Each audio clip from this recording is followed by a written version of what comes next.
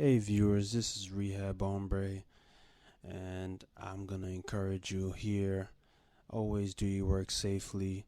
Take that power cord out. No reason to risk anything, especially with a high powered unit like this, 240 volts. It's no joke, nothing to play with.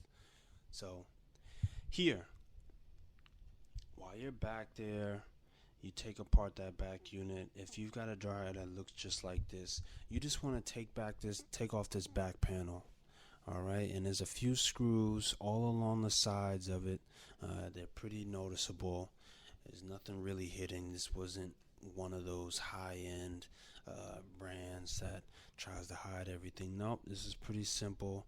Take apart all those screws, and there's one hidden under that power cord, so you want to make sure you get that out. And I've already been here before, and so this was a heating issue, and this heating issue was caused due to a blown thermostat on the heater. And the way that you check that is pretty simple. I'll be able to show you that in just a minute. As you can see, that back panel is coming off. So once you get that off, we'll go to a different angle here, but you'll then see me pull out my multimeter, and on that multimeter you've got a continuity setting which you want to test. There I'm getting continuity when I know it's not supposed to have continuity because it's the bad TCO, thermal cutoff. So I just took off the thermostat that I plugged into the middle of those prongs that was causing it to seem like it had continuity, and I'll explain that in just a minute. But once I disengaged that thermostat, I was able to test it and get no continuity. And so all those beeps that you're hearing, those are the unit multimeter letting you know, and that's Fluke, shouts out to Fluke, that the thermostat is good and it has continuity. And so I'm just gonna take this old bad thermostat off, and here I'm gonna move forward with replacing it. And that thermostat that you see there that the camera's got, oh, not that one that I'm showing, that's the new one, but the one that's there connected, you may or may not be able to see it, but that was a good but old one. And I put that in place there for the customer to be able to use the dryer in the meantime while I was gone waiting for that new one to come in.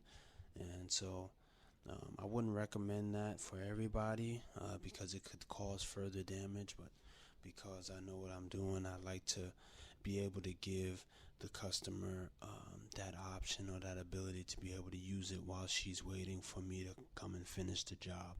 So there's the new thermostat, putting it in, very simple, just one screw, and there's a little prong that goes into a slot on the heater, and you just want to take those two connectors off, plug them on to the new thermostat.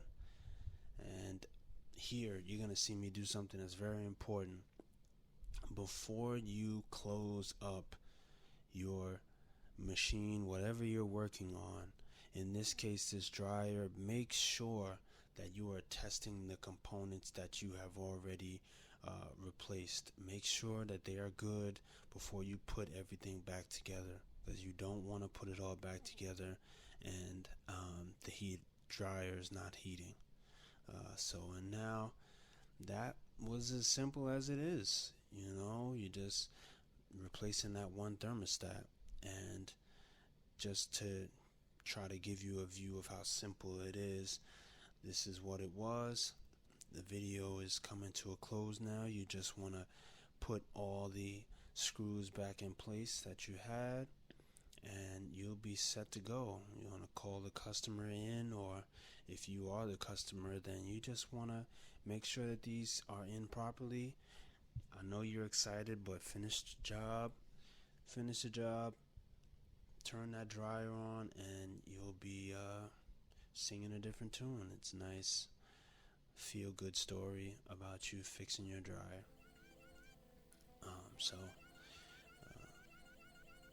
thank you to everybody who watched this video. I want to encourage you to like if you enjoyed this video. Hit that thumbs up button. Subscribe if you are not already subscribed. It motivates me to keep doing what I'm doing, so thank you. Alright, good luck to you out there. Always be safe and continue on your journey. Rehabhombre out.